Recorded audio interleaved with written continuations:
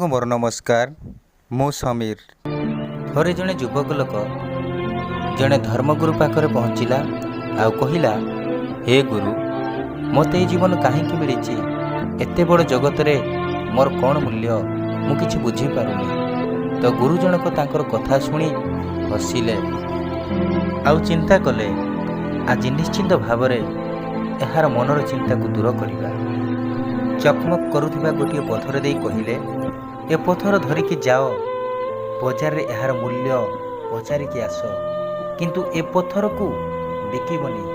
खाली यार मूल्य कौन तमें जान, मूल्य कौन तमें पचार। तो युवक जनक ए पथर को नहीं जड़े आंब बेपारी की कहला, भाई ए पथर मूल्य केते हेबो?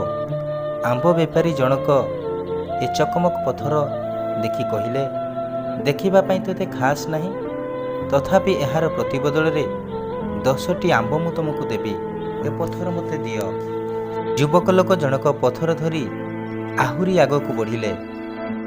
सामने रे जड़े परिबा बेपारी थिला। तो ए पथर मूल्य पचारिबारु परिबा बेपारी जनक कहले, मु तुमको यार प्रतिबदल रे एक 50 केजी आलू बस्ता देवी।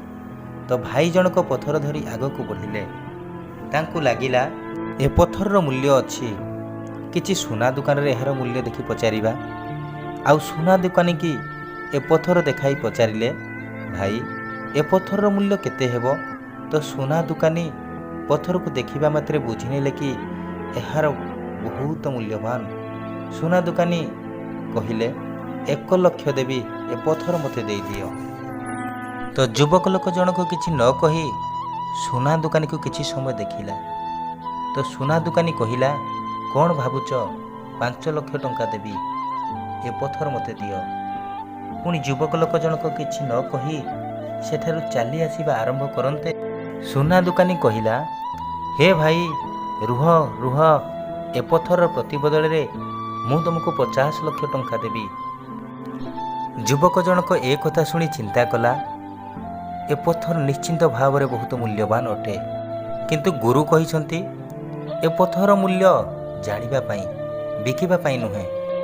तो युवक जनक टिके हसी देई पथर धरी चली आसिला। आउ सुना दुकानी पछरु डाकु थाए, हे भाई मु तुमको हाथ जोड़ी अनुरोध करुची, ए पथर मते दियो। एहार प्रतिबदल रे जेते टंका मते कहिबो मु तुमको देवी, किंतु ए पथर मते दियो। तो युवक लोक जनक चली आसी गुरु को सबू कहले। आंब बेपारी ठारू आरंभ करी सुना दुकानी पर्यंत ए पथरर मूल्य किए केमिति कहले सबू गुरु को कहले।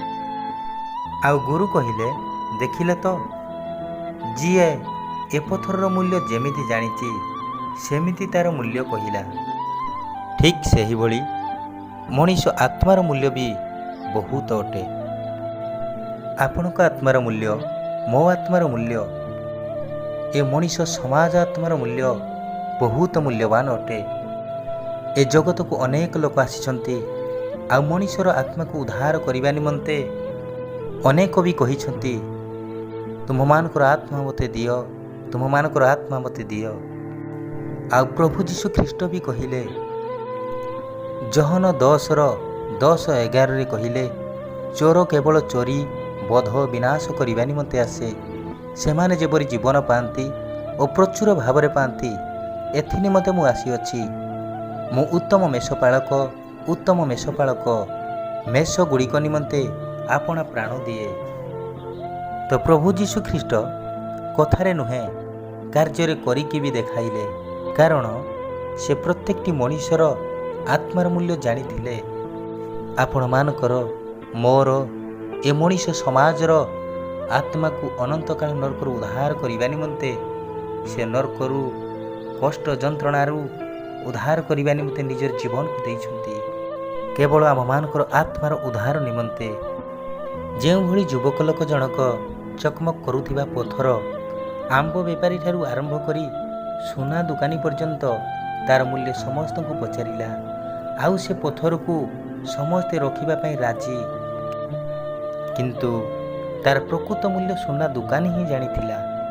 ठीक सही भली आपण मानकर आत्मा, मोर आत्मा ଏ ମଣିଷ ସମାଜର ପ୍ରତ୍ୟେକଟି ମଣିଷର ଆତ୍ମାର ମୂଲ୍ୟ କେବଳ ପ୍ରଭୁ ଯୀଶୁ ଖ୍ରୀଷ୍ଟ ହିଁ ଜାଣିଛନ୍ତି, ଯାହାଫଳରେ ଆମମାନଙ୍କର ଆତ୍ମାର ଉଦ୍ଧାର ନିମନ୍ତେ ସେ ତାଙ୍କର ନିଜର ଜୀବନକୁ ଦେଇଛନ୍ତି। ମଣିଷର ଆତ୍ମା ଏକ ହୀରା ଭଳି, ଯାହାର ମୂଲ୍ୟ କୋଟି କୋଟି ଠାରୁ କମ୍ ନୁହେଁ।